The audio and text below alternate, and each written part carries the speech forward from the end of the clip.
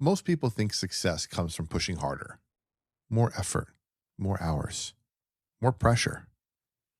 But what happens when you've already done that and it still breaks you? What happens when the business works, but your life doesn't? That's where most people get stuck because the answer isn't more hustle, it's a different foundation. Welcome to the Prosperity Lounge, where we talk about money, business, leadership, and life in a way that actually works in the real world. I'm Joey Ruffalo, and today's conversation is a powerful one because we're not just talking about success. We're talking about rebuilding after burnout, redefining identity, and learning how to build something that doesn't cost you everything to maintain. So, wherever you're listening from, in the car, at work, or just taking a minute for yourself, lean into this one because this just isn't an interview, it's a conversation. So, pull up a chair. You're about to enter the Prosperity Lounge. Grab a seat, sip some wisdom, and stay a while. This is the Prosperity Lounge, where growth gets personal.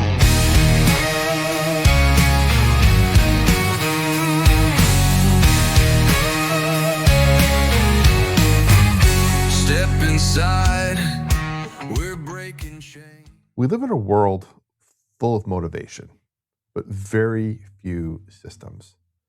Most people don't fail because they're lazy. They fail because they're exhausted, burned out, trying to hustle their way out of problems that require healing and structure. Today's conversation is about resilience, not as a buzzword, but as a way of building a life and business that actually lasts. Welcome to the Prosperity Lounge, where hope meets freedom and growth gets personal. Today, I'm joined by Brandon Barber, one half of a husband and wife coaching team with over 25 years of experience. Together, they've built 100 plus courses, generated over 10 million in revenue, helped more than 1 million people, and done it without sacrificing faith, family, or values. But what makes their story powerful isn't success. It's what they had to survive to get there. Brandon, thanks for pulling up a chair and welcome to the Prosperity Thanks Lounge. for having me. Great to be here. I'm glad you're here as well. I'm excited about this. I wanted to start off with talking about, I have this little topic here. It says you can't build what you haven't healed. You lived through cancer, burnout, anxiety, business crashes, moments that would just one of those in most people's journeys. How did those seasons reshape who you are, not just what you do? Yeah, they are all processes in which I learned, I grew, and I was able to serve people in the future. So what I think we all have these six human needs, right? The 6 human needs are certainty, variety, love and connection, significance, growth, and contribution. And I always wanted to be a person who contributed. I'm like, I want to be, when I first learned about the 6 human needs, I was like, I want to be this person that contributes at a high level. And what I realized is that I didn't have enough experiences in my life, or when I would have difficult, hard, challenging things show up, I wanted to run from them. And where this was different is I said, hey, this is my opportunity to lean in, learn, and grow so that I can contribute. So, what I took from those, how they really shifted me is during the process. There's a lot of collateral beauty that came out of all of that, but being resilient in the middle of it was saying, I'm not going to suffer in these situations. I'm going to feel pain. Pain's inevitable. Pain's the price of this.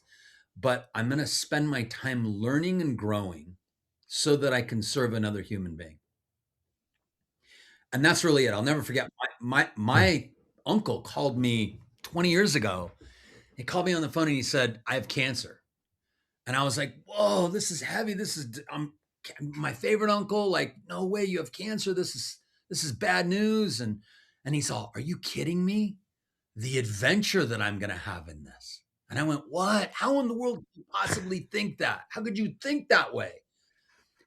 And Wow. then, 10 years, 15 years later, I get a diagnosis similar, but I'm like, "Oh yeah, this is what really helped him so much through that process is he went, how am I going to learn? How am I going to grow in this so that I can truly serve another human being or serve multiple human beings in the future?" Hmm. So, It's funny you mentioned that. I was talking to a gentleman the other day who was he had his lower leg amputated as part of his mm, process of his health journey, and he was the type of person who is always thinking ahead on how to monetize situations. So he's like, he had a dog and wanted to learn to train the dog and became a dog trainer in the process and just those little steps. So he got his leg amputated and decided that he was going to, instead of being, oh, woe is me, this is the end of my journey, he went to his orthopedic and said, I want to be the advocate when you're going through this and tell people my story that life is just beginning at this point. So he got himself a job that he goes out and does that and speaks to people who are going through the same thing as him to let them know that that's not there. So we had this conversation that's similar to what we're having right now, where you can get to this point of just like, this is the end and I'm stopping, nothing else. Or like you kind of said, the adventure begins. Like there's so much other opportunity out there that wasn't presented to you earlier. Now you have to go just have fun in it. yeah, you can run from it and you can try to hide from it, but the problem is then Oh yeah. you bypass the we call it the road of trials, right? You bypass the road of trials, you bypass the difficult part, which then I think we end up having to relive it again and again and again. And um, we Hmm. keep going through the same stuff. So it's what in a nutshell creates imposter syndrome. I think if you go through it, I don't feel like I'm an imposter because I'm willing to go through it. I'm willing to go through the hard stuff. I went through the hard stuff. I went through the struggles. I went through the issue. I went through the discomfort. Hmm. And I look at that today like, hey, if I don't walk through this discomfort, if I don't lean into it, I'm just going to end up living in this imposter space where I feel like that I'm not really truly being who I need to be. I love that. I had a mentor of mine when I was struggling with my professional identity coming out of our debt crisis, trying to figure out what we wanted to do. And I figured, I have this story to tell, but I'm not really sure if I want to tell it. And I have this innate sense to help others, but I'm not sure how to do it. And he told me, you walk through a mess to deliver a Mm. message. And it's very much what you're saying there. It's like you've gone through this process and you can either help others who are going through it, or you can run from it, like you said. But here's a funny part of it. I'm thinking about when you talk about running from it. Eventually, if you keep running, you're gonna pass yourself again, right? If you think about the running in a circle around the Yeah, world, your starting point is here, and you're running away from it. You're gonna hit yourself again, and if you haven't learned anything along the way, it's gonna get worse and worse and worse, and tired. You're gonna get more tired. that's right. At least I will. Yeah. I think you Uh, have the concept of, okay, whatever you have going on, whatever struggle you have, what I realized in my life is I'd have the struggle with anxiety, and then I'd learn how to work through it, and I'd get all the pieces, and I'd get all the components, and I'd learn the system to walk through it. And mhm. then I go create a course, which then I'd offer to people on anxiety and how to deal with anxiety. And then I'd have this struggle with my wife, and we'd have this relationship breakdown, and the masculine, the feminine wasn't showing up. And I'd go do all this research, and I'd get maybe a course or hire a coach, or I do all this stuff to learn about masculine and feminine. And then once I got all that, I'd go create a course and then go offer it to the world and teach it to people. And that just became our cycle over and over again. So when I got a cancer diagnosis, it was like, a cancer diagnosis and COVID hitting within 4 months. So our business literally shutting down overnight. Yeah. That was like, this is going to be a big course. In fact, there's going to be multiple courses that are going to come out of this. That was just that process of, hey, I'm learning and growing so that I can serve people. And we all possess this. We all have content. We all have our genius. We all have knowledge. We all have information. We all have um, things that we've gone through. And when you can take those things and turn them into something that you can give to the world, like a course or a book, Mhm. then that is really, it brings meaning to the pain. And when you can bring meaning to the pain, you will no longer suffer. Oof. That's powerful. That is powerful. I'm gonna clip that out for sure, put that on a shirt. That is, I'll give you credit for it. I appreciate it. I don't think I said it, but Uh, well, you said it here, we'll take it. Was there a moment in this process where you realized or maybe realized that hustle wasn't the answer anymore to what you were doing? well, hustle is what caused me to get sick, I think, to begin with. I made hustle more important than everything else.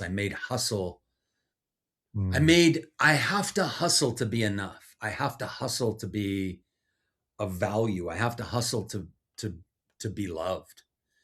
And so that was what caused this whole process.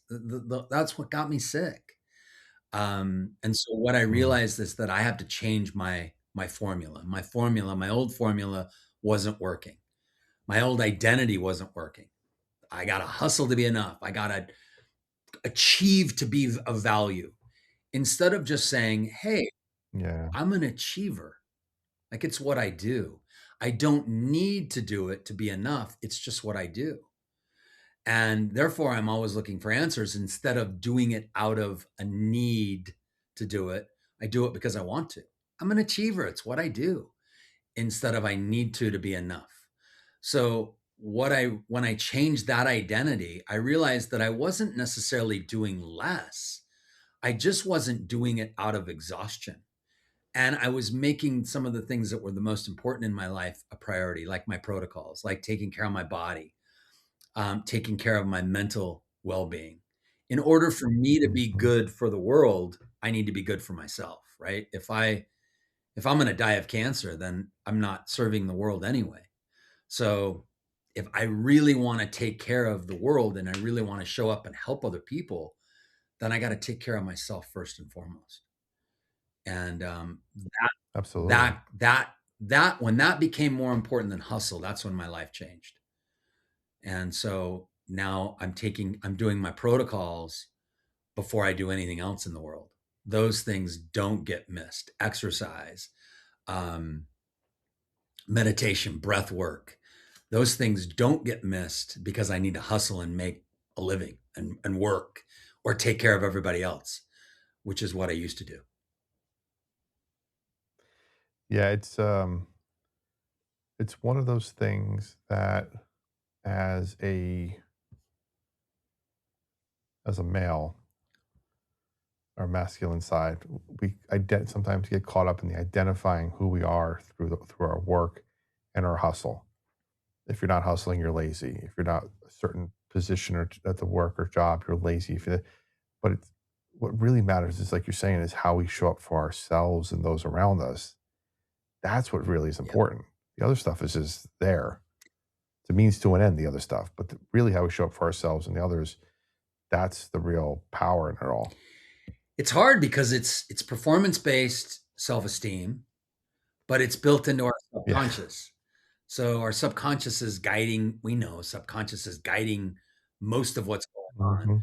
Here's the problem. Most of us aren't guiding our subconscious. We're letting subconscious guide us.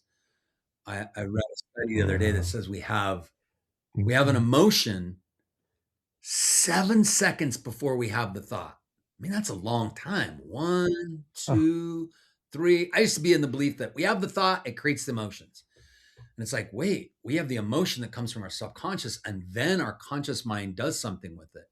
So I'm like, we need to guide our subconscious before we do Wow. anything. It's not just about consciously getting better. It's not about consciously, thinking the right way. It's about guiding our subconscious. And when we can guide our subconscious, Mhm. then our conscious mind can get what it wants. But since so much stuff comes For from sure. subconscious, we got to really understand that and be aware of what shows up there. Yeah, I've referred to, the stuff up there in my head as head trash. Mm, I'm trying to get rid of that a lot of when I'm working with people or working even with myself, yeah.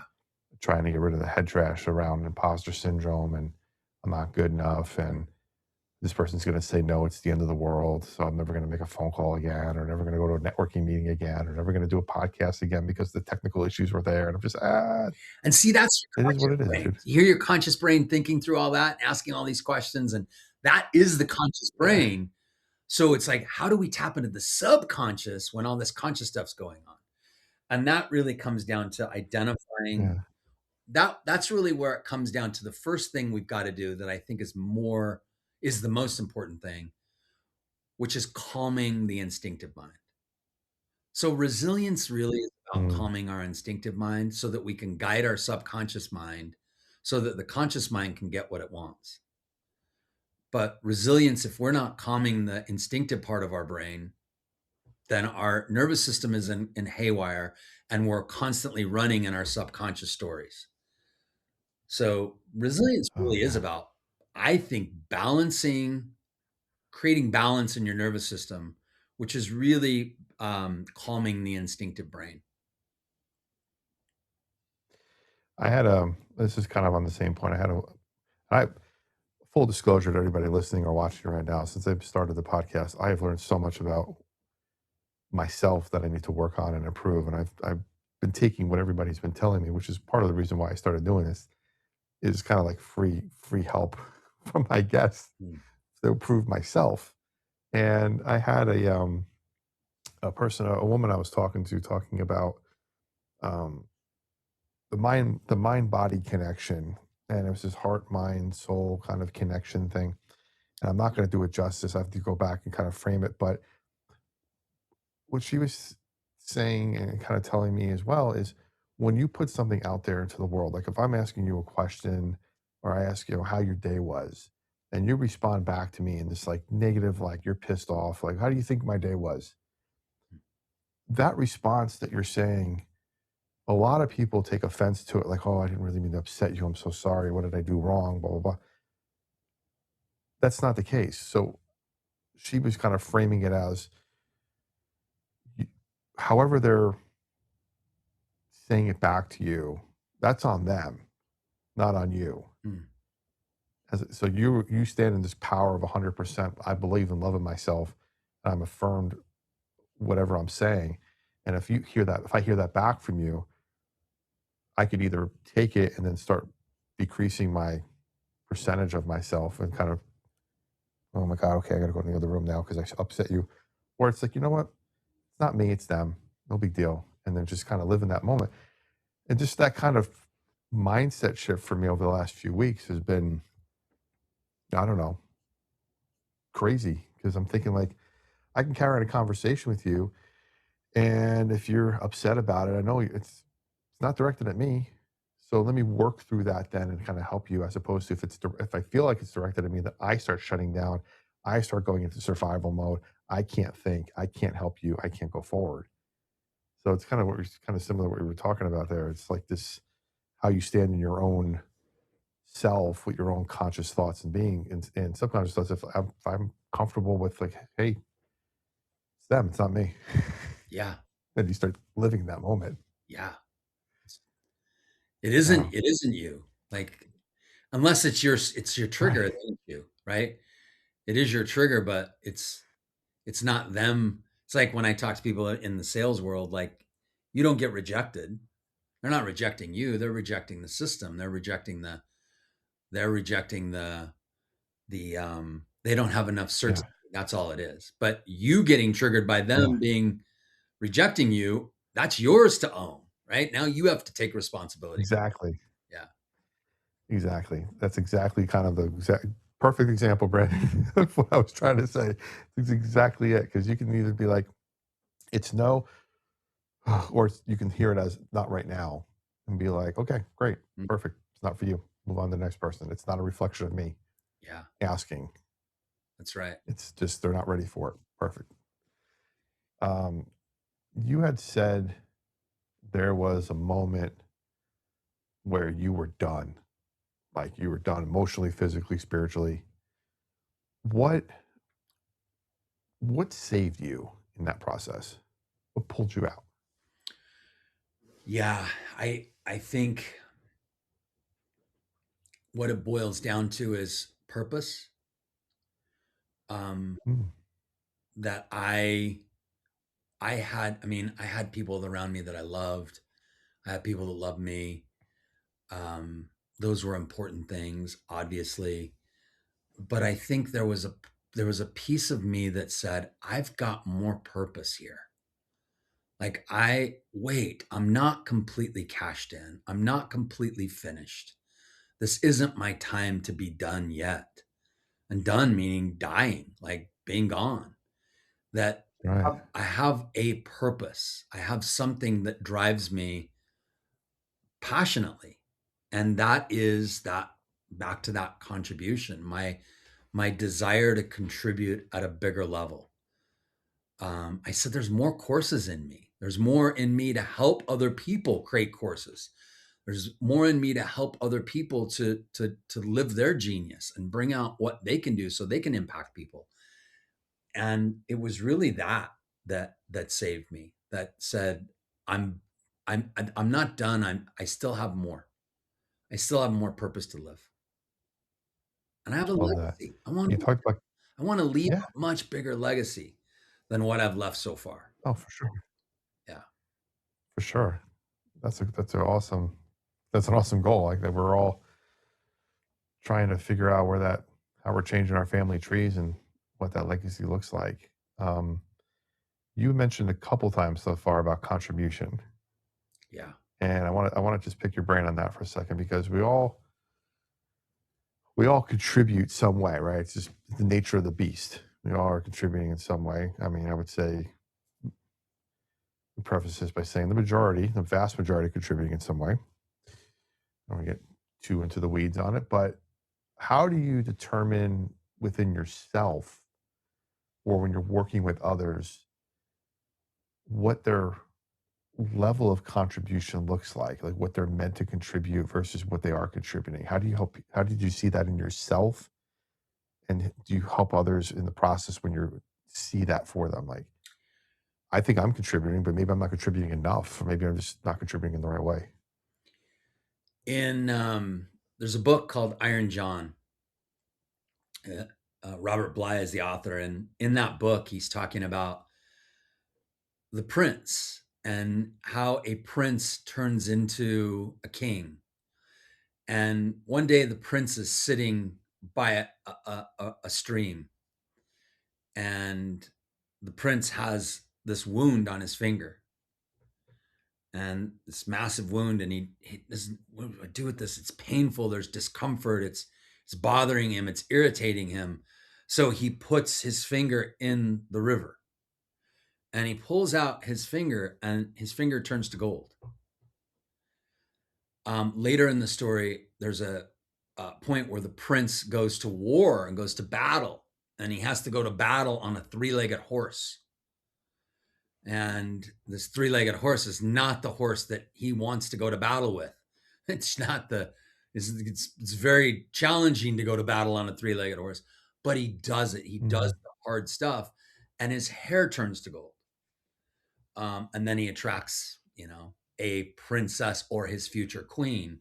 But it's all this quest to become the king. And they're all analogies that are our struggles, our pain, our wounds, um, our insecurities, the biggest struggles in our life, the hardest things that we go through. That is our gold. That is our genius.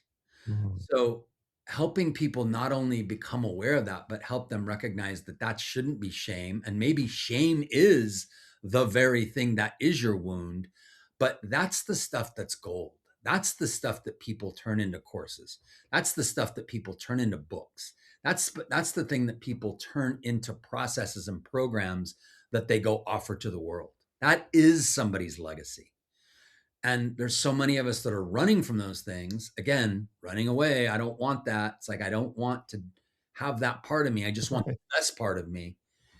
And I think that is our gold. Our inadequacies, our insecurities, our weaknesses, are the things that we run from, our shadow self, if you will. That's our gold. And when we tap into that and really own that, that's ultimately vulnerability and authenticity at its finest. But Mhm. that's the stuff that people need in the world. That's what we need. That's the contribution that we give to the world. The contribution is our inadequacies. Not it's everything we know and everything we conquer and everything that we are the best at. Like it's the shadow stuff that is the that is the stuff that turns us into the king or the queen, is living in that space, and then we can bring it to the world. And in that book, Iron John, eventually the prince becomes the king. He goes to battle on a four-legged horse. He has the queen and he has a kingdom. But he has to go through and own all of his pain along the way and recognize that it is in fact gold. So I'm not sure if that Wow. story inspired or bored anybody, but that is definitely the piece that I help people with the most. Is let's take the stuff that is gold and let's turn that into what you're giving to the world, because that's what they want anyway. And that is a great story. I'm gonna have to look that up for sure. Become more versed in that. That's a great analogy on it. Um, there was one part or one question where we talked about it a lot here, the running away from things. And a lot of people react and become reactive rather than become proactive Hmm. to situations. I Hmm. deal with a lot of it in financial coaching where people are reacting to a bill rather than being proactive and not having the bill, and changing mindsets around just this is the way it's always been to this is how we could do things. Hmm. You talk a lot about going from chasing to building, which is kind of the same thing. What what changed for you when you stopped reacting and started designing your life? Yeah, everything.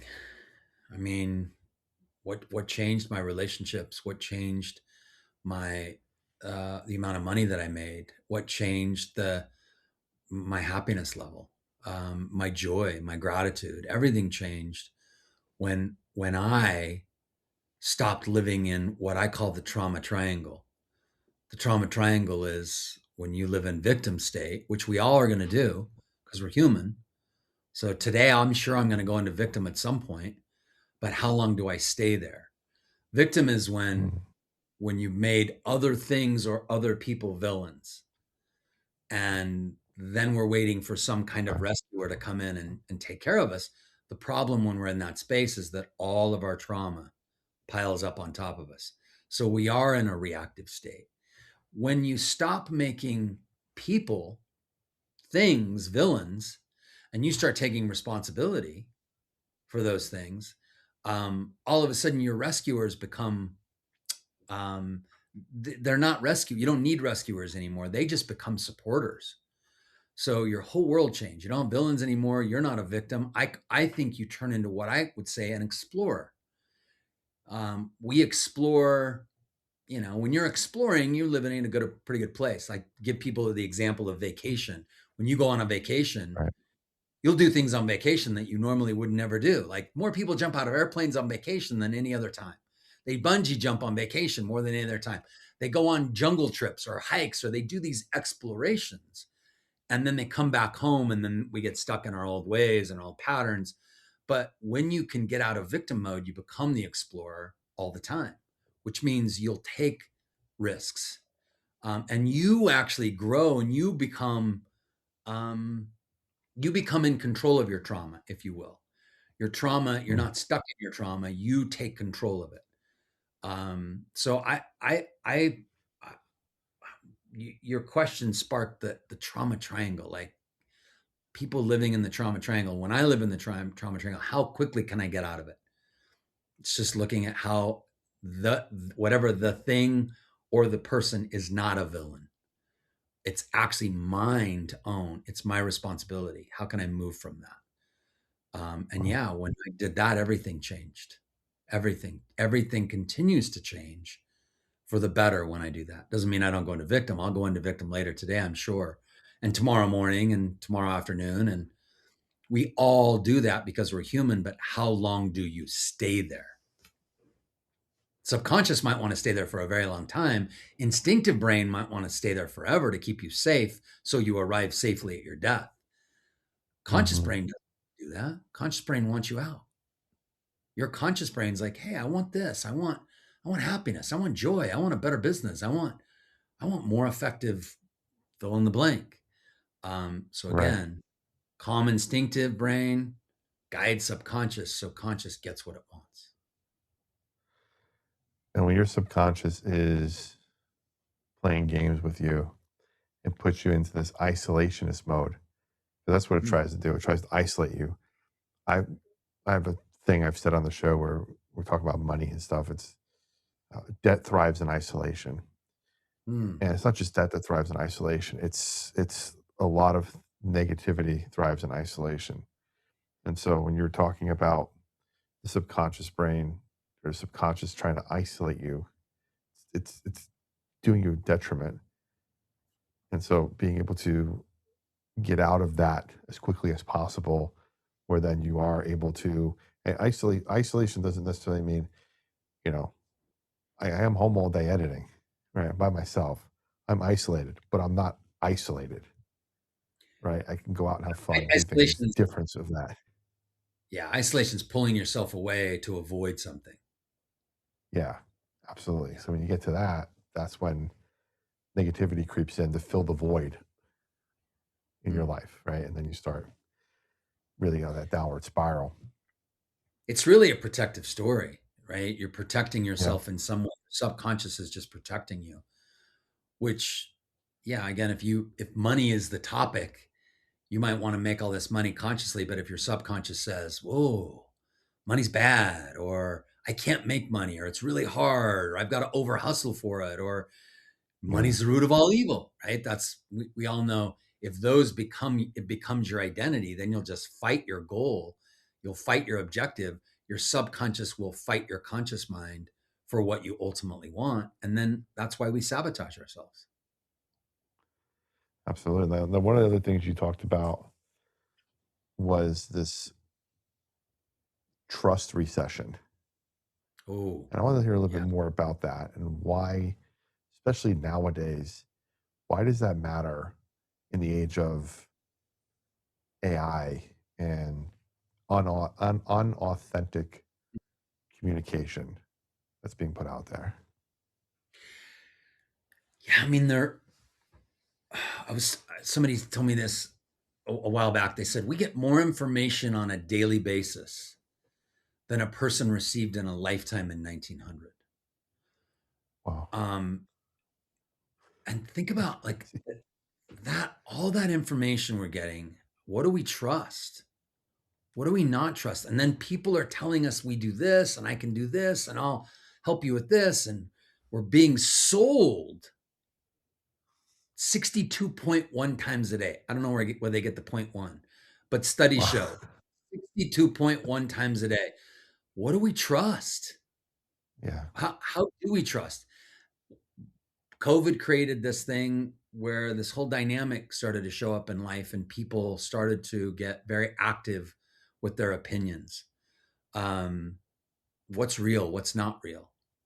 What's true? What's not true? Is it AI? Is that thing real? Is this fact? Can this person really deliver this? And then the people are out there that are selling in the world. We're selling out in the world, and people are like, people don't say no to people's offers. They say no to the uncertainty. They're saying no because they feel uncertain, because they feel unsafe, because they don't trust. Right. So Right. people don't not buy today because of you, they buy because they have uncertainty. They buy because they have, or they don't buy because they have uncertainty. They don't buy because they don't trust. And we've got to, if we're selling anything, if we're building a business, if we're out investing in people in some way, shape, or form, the number one goal is creating trust and certainty with people. And that's, I think, the most important thing. What would be your first, say, your first step to somebody who is trying to build that trust with a, say, a customer base in their industry? Yeah, I I think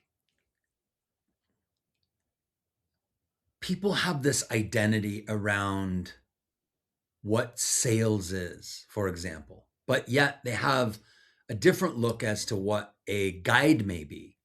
What I tell a lot of people in sales is, hey, if you're a professional guide and not a salesperson, how different are you?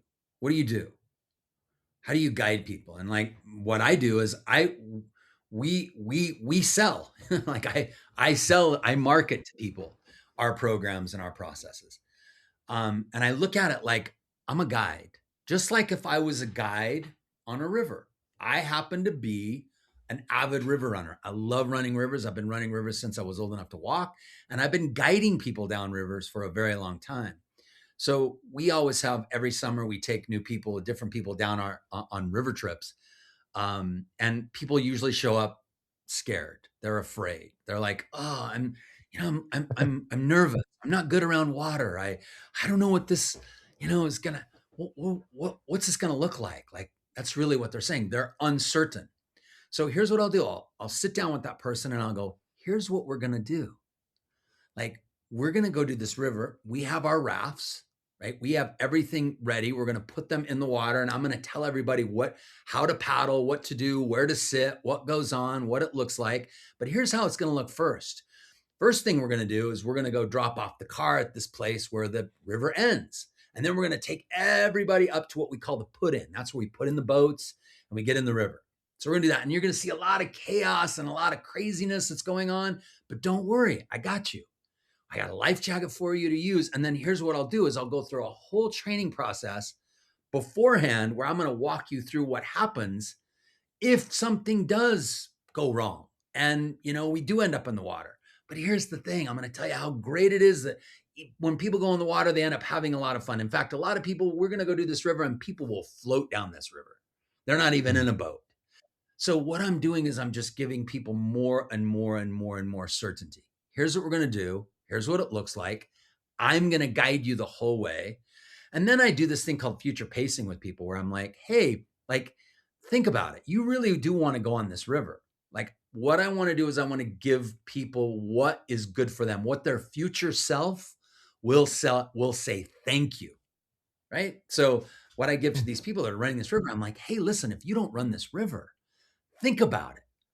What are you going to do? Sit back here at this cabin and everybody else is on the river and you're going to be beating yourself up that you didn't do it and afraid. And then you'll probably come down during lunch and walk down from the road where the river comes down and you're going to see everybody having fun and like high-fiving paddles. And you're going to see all these people going through the river. How are you going to feel then?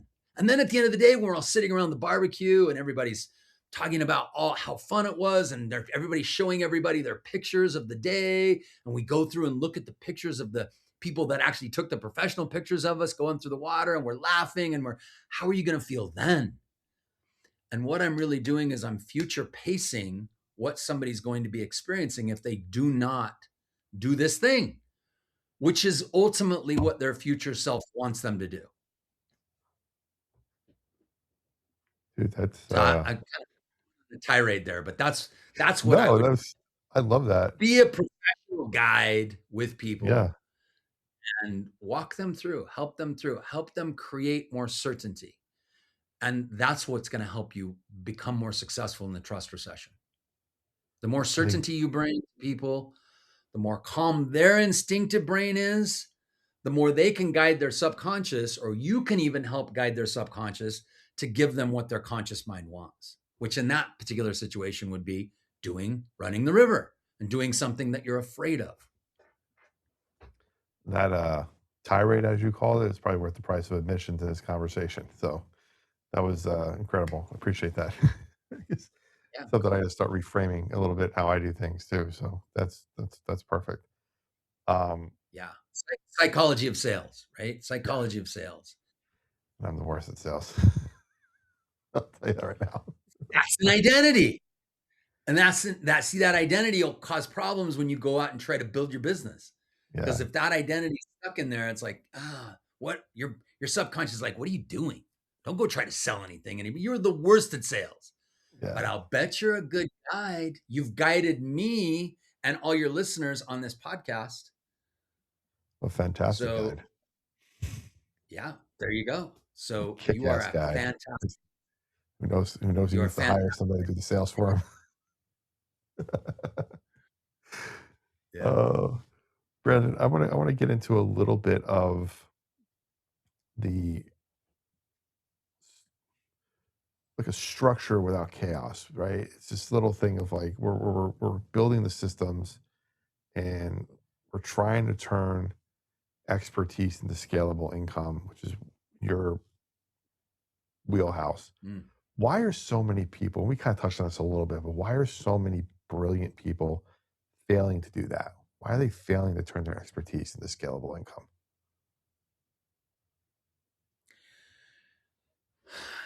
Is it perfection? Is it the critic? Is it they're just inundated with too much stuff? Um, I think it's a combination of a lot of those things. But how many brilliant people don't ask for help? How many brilliant people just don't ask for help? How many brilliant Right here. people just don't? Yeah, yeah. It's a control thing, right? So if Mm, I'm gonna make it work, I got to control every piece of it. And it's like, wow, like how many more people out there have the knowledge in this area or this area, or they have the space to help out with this. I mean, it's asking for support. Sometimes you pay for the support. The first time I ever paid to have things done for me, I'm like, oh my gosh, this is brilliant. Would this just open up for me? Um, so I think paying sometimes is what you do, but getting support and asking for help is probably one of the most important things that you can do because it allows you for more time. okay, so that kind of goes into my next question, which is kind of piggybacking on the first one. So people are failing to turn their expertise into scalable income because they're failing to ask for help to kind of get going Mm. and give up a little bit of control. And when they're actually building the program, they ask the question, what's the biggest mistake people make when they're building the program? It's probably the same answer, right? It's this control and help issue when they're in the process of building it. I think it is. Okay. I think it's I think it's also I think that perfection thing is such a big piece. I mean, I know that's a word that gets thrown around a lot, perfection, but yeah, I mean, how I need to dial this in and make it look a certain way or else I might get judged. Right. I might get ridiculed. Somebody might say, what an idiot. Like, so this concern or worry about being judged or rejected or don't fit in or don't belong, I think that's our greatest fear.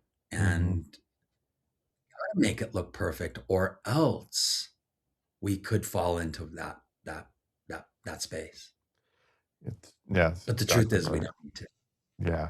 I had a coach tell me or a mentor tell me one time because I was struggling to put stuff out, right? Or just even get started on things because I'm a perfectionist. So um, the perfectionist in me basically handcuffed me from completing projects because I would get so burned out Mm, that I would never release things. And he told me, mm, done is better than perfect, but when done, strive for mm, perfection. mm. Get it out. We'll fix it That's after good. it's out, but get it out. So now I've just been Yeah. putting stuff out. I still got a lot of long ways to go to fix a few things, but I'm putting stuff out. That's been Bill, such a weight, though. do, Of do it. the finish work on the boat while you sail it.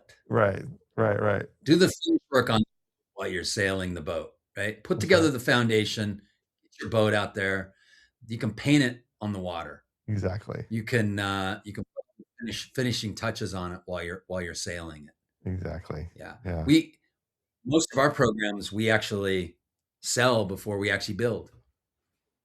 And what that does for me is it gets me really focused because it's like, hey, I've put it out there. I've sold it. Now I got to put it together. Right. Versus what most people do is put it together, wait to put it together before they ever go sell it. And so when does that happen? Maybe never, maybe years, maybe it's like, man, if what better pressure to put on yourself, good pressure to go, I've already sold this thing. Now I got to build it out. Oh, Oh boy. it gets me really focused, makes me very effective with my time.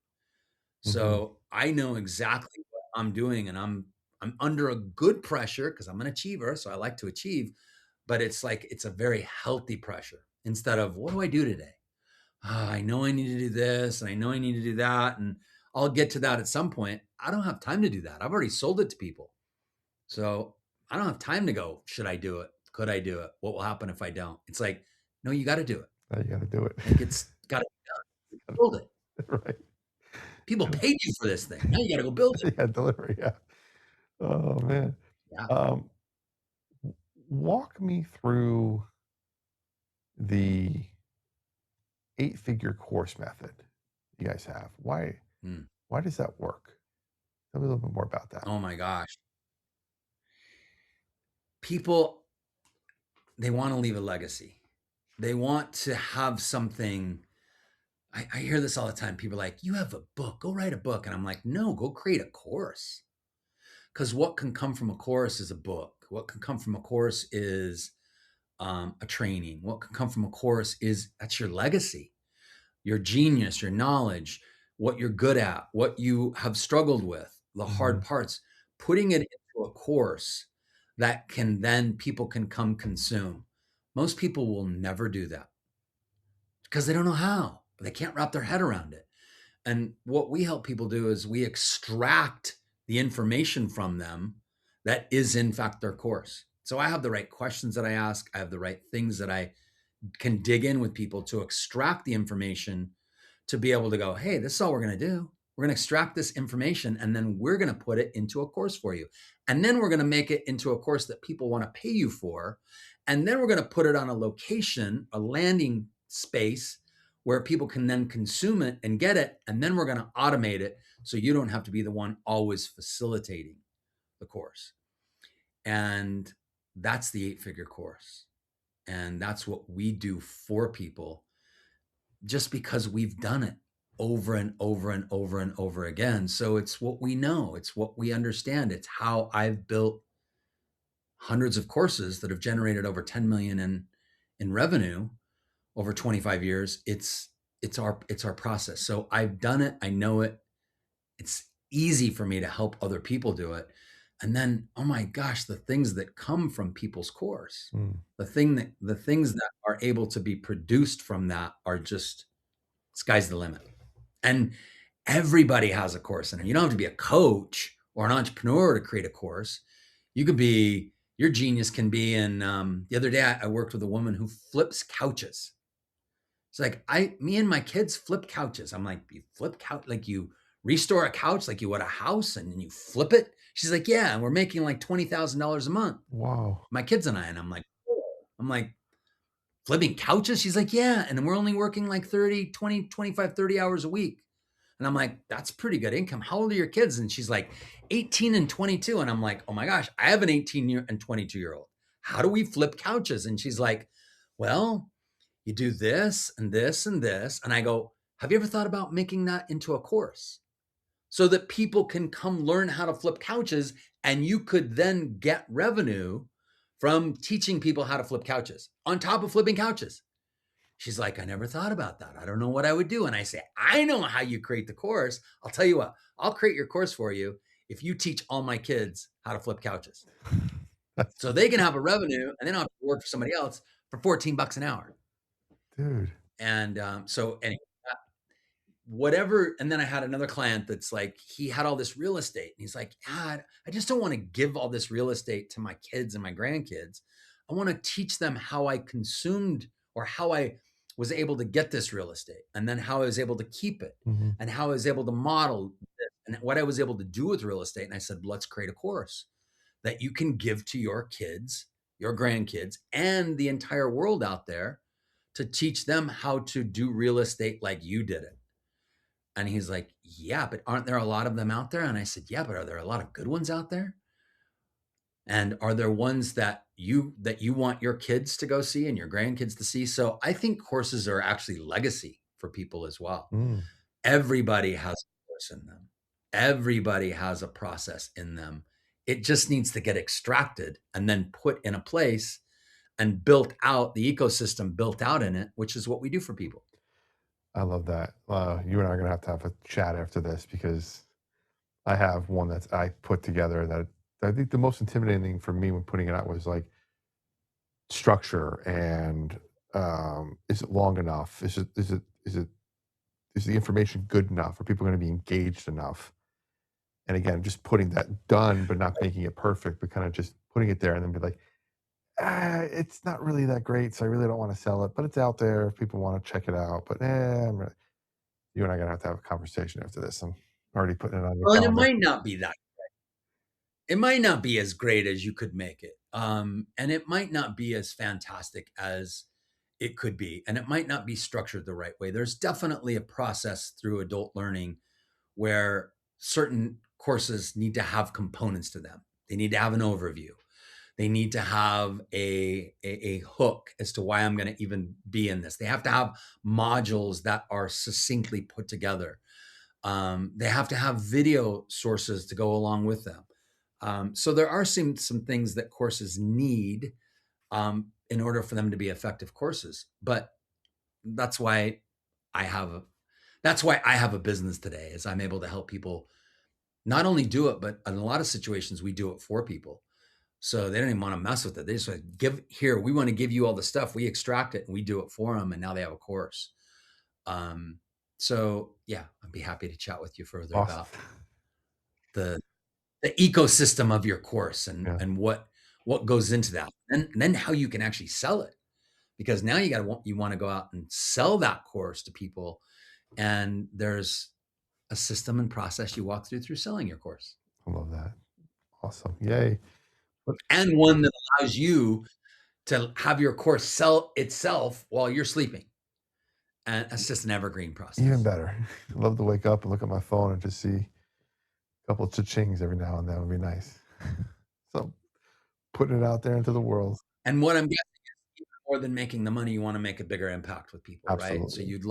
you want to earn an income, but why not do both? Yeah, Why not make this massive impact in the world, but also get an income from it? Like, come on, that's a no-brainer, right? absolutely.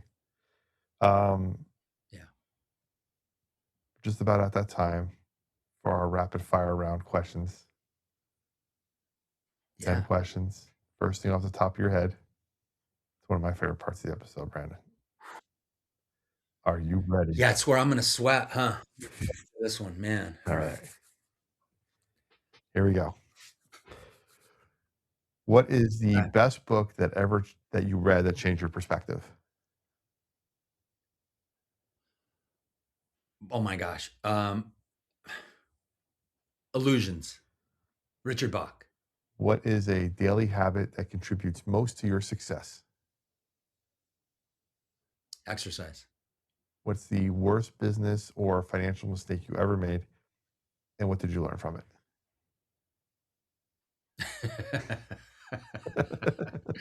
um. Oh man, I just brought up some pain. Uh, I, I trying to do an Amazon, trying to run an Amazon process when my gut was telling me from the very beginning I wasn't going to put in the effort. Oh, man. My what I learned from it is trust your intuition. Trust your intuition. Was this an Amazon, like, fulfilled by Amazon? You're trying to sell on Amazon kinda thing? Yeah, I'm trying to sell on Yeah. Amazon, trying to create an Amazon product, and yeah, man, oh. Yeah, Ah, I don't mess. painful, painful. I don't mess with Meant Amazon. for some people. Yeah, no, Meant exactly, for some people, for exactly, for sure. sure. It's not Not me. me. I'll stick with eBay and Just not Poshmark me. and forget Amazon. um, who is an entrepreneur or business leader, past or present, that you'd like to have dinner with? Ooh, um, probably. Oh my gosh, probably Russell Brunson or Tony Robbins. Okay. What is one mindset shift that completely changed the game for you? Mindset shift.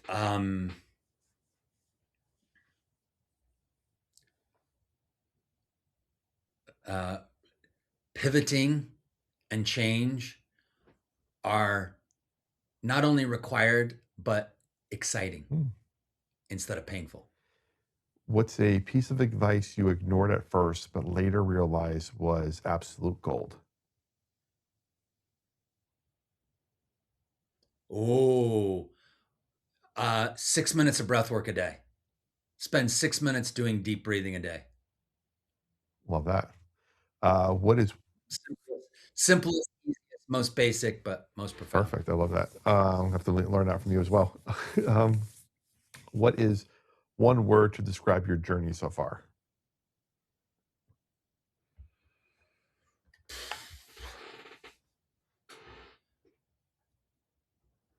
Resilient.